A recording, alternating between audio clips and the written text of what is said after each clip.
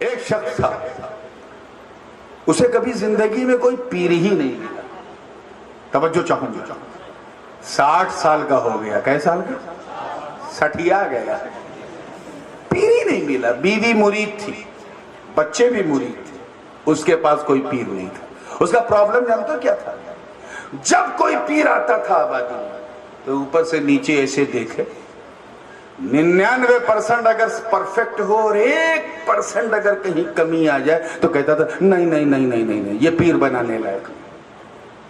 اتنا حساس کہ اگر غلطی سے کوئی پیر صاحب جھٹکے سے سہون داہنے پیر کے بجائے بایاں پیر اگر جوتے میں ڈال دے، نہیں نہیں نہیں نہیں، یہ پیر بنانے لائق نہیں.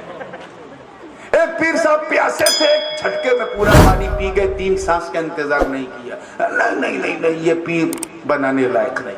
60 سال کا ہو گیا. ایک دن گھر پہنچا تو اس کی بیوی نے کہا ہے کسی کا مرید بن جا، نہیں تو بے پیر کے مر جائے گا.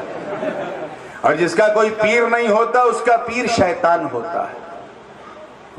تانا دیتی ہے، جب تک مجھے اچھا پیر نہ ملے میں نہیں ہوں گا. تب تک اس نے کہا سن، زندگی کا کوئی بھروسہ نہیں. ہو سکتا ہے صبح کا سورج ہی تو نہ دیکھ پایا تو میں تو پیر کے ساتھ اٹھوں گی، کیونکہ قرآن کا وعدہ ہے یوم ندعو کل اناس بامامہم. قیامت کے دن ہم لوگوں کو ان کے امام کے ساتھ بلائیں گے. یہاں امام سے مراد مسجد کا امام نہیں ہے، پیر ہے. اور تو بغیر پیر کے جانا شیطان کے ساتھ، زندگی کا کوئی بھروسہ نہیں. اتنا کہا تب تک اس کا دماغ کھٹکا. یار یہ بات تو اس بڑھیا نے پتے کی اور پتے کی یہ کی زندگی کا کوئی بھروسہ نہیں. واقعی ہو سکتا ہے میں صبح کا سورج نہ دیکھ پاؤں تو. اسی خیال میں اس نے عشاء کی نماز پڑھی، بستر لگایا، لیٹ گیا، مگر نیند کہاں آنی تھی. جاگ رہا، ڈر کے مارے جاگ رہا، کہیں سو گیا اور تو میں تو بغیر پیر کے گیا. بیٹھ گیا اور دماغ چالو، کیا کروں کیا کروں. 1 بج گیا، 1:30 بج گیا، تیسرا پہر رات کا لگا.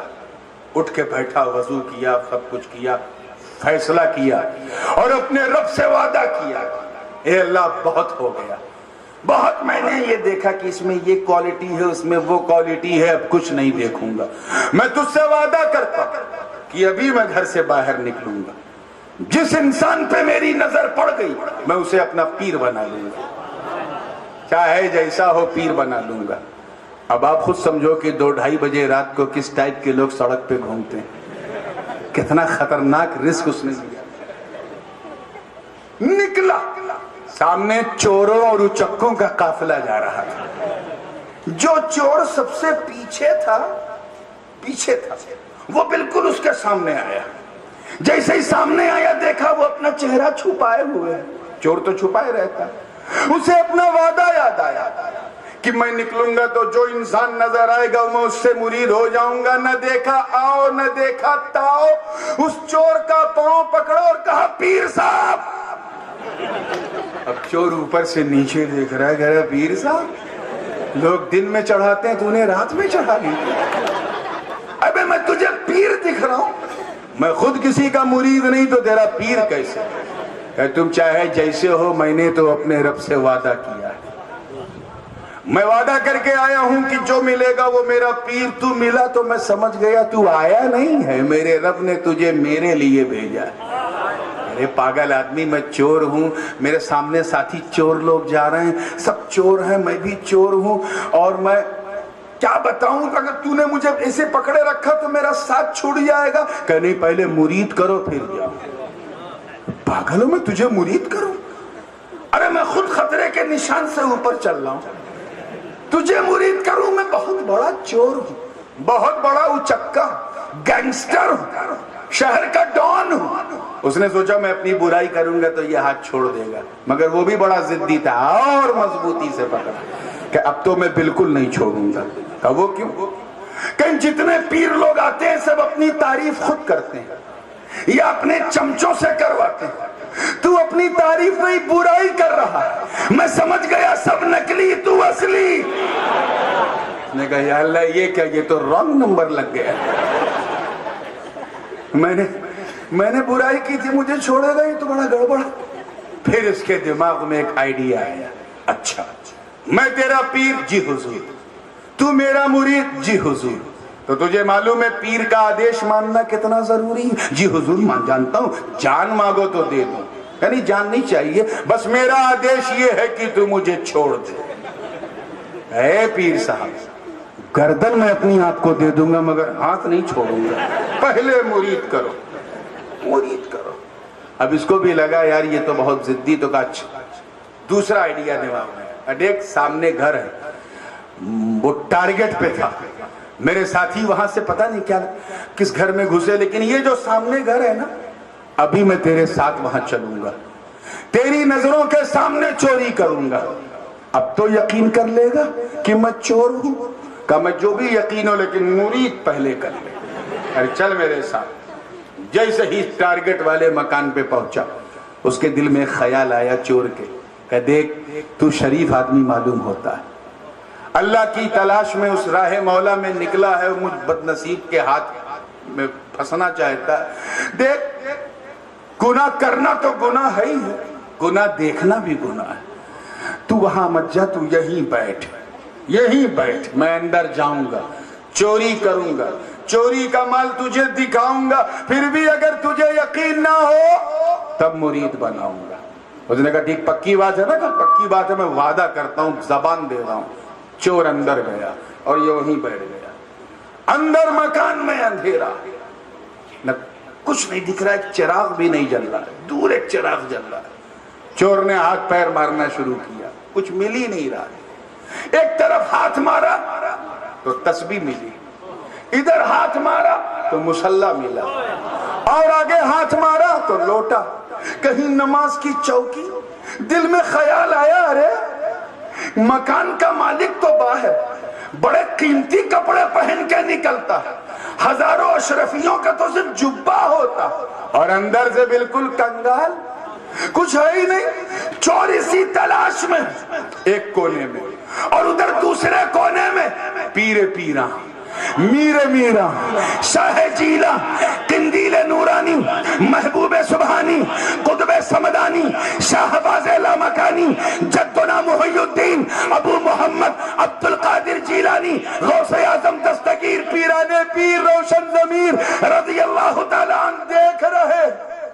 ابھی بات شروع بھی نہیں ہوئی کہ حضرت سرکار سیدنا خضر علیہ السلام کی آمد ہوئی. حضرت خضر نے کہا ہے عبد القادر جیلانی, کرخ میں قطب کا انتقال ہو گیا, صبح کا سورج نکلنے سے پہلے کسی کو قطب نامزد کر دو. اے بیکانیر والو, میرے غوث کی شان کرامت دیکھ. فرماتے ہیں ادھر ادھر جانے کی ضرورت نہیں ہے, ایک چور آیا, بڑی دیر سے ہاتھ پیر مار رہا, اسے کچھ نہیں ملا, کچھ نہیں ملا. کہیں ایسا نہ ہو کہ خالی ہاتھ جا کر بغداد کی گلیوں میں شور نہ مچائے کہ عبد القادر کے گھر گیا تھا, کچھ نہیں ملا. کہیں میری سخاوت کو یہ تانا نہ دے, اس لیے اے خواجہ خضر میں نے فیصلہ کر لیا ہے, اسی کو قطبیت دے دی جائے. نعرہ تکبیر, نعرہ رسالت, حضور تاج العلماء فیضان غوث اعظم, اسی کو قطب بنا دیا جائے, ابدال بنا دیا جائے. اب تو نظر کا تیر چل چکا تھا, اس چور کو بھی پیر مل چکا تھا. اب وہ چور چور نہ رہا, ولیوں کی جماعت میں قطب بن گیا. اب تو نظر کیمیا اثر کا اثر ایسا کہ نہ مرید یاد نہ ساتھی یاد, اب تو بس نظر جانے جانا ہے, نظر سے پی رہا. ایک دن گزرا, دوسرا دن گزرا, تیسرا دن آیا تو غوث پاک نے خود فرمایا کہ ولد الاعز, تجھے اس لیے مرید نہیں کیا ہوں کہ اس لیے ولی نہیں بنایا ہوں کہ تو بس مجھے تکتا رہے, تیری کچھ ڈیوٹی ہے. کرخ کی زمین تمہارا انتظار کر رہی, خرقہ اجازت و خلافت عطا کیا, اپنا جانشین بنا کر اسے روانہ کیا. وہ مرید صادق آگے بڑھا ہی تھا کہ غوث پاک نے کہا رے سن تو صحیح, جا تو رہا مگر باہر دروازے پر تیرا ایک مرید 3 دن سے تیرا انتظار کر رہا، پہلے اسے مرید کر لے پھر خیر میں جانا۔ تو کیا سمجھے آپ اس واقعے سے؟ کیا سمجھے کہ اگر پیر کامل ہو، توجہ چاہوں گا، پیر کیا ہو؟ زور سے بولو، کامل ہو تو ناقص کو کامل بنا دیتا ہے، مگر اگر مرید اپنی طلب میں کامل ہو تو چور کو بھی ولی بنوا دیتا ہے۔ نعرہ تکبیر، نعرہ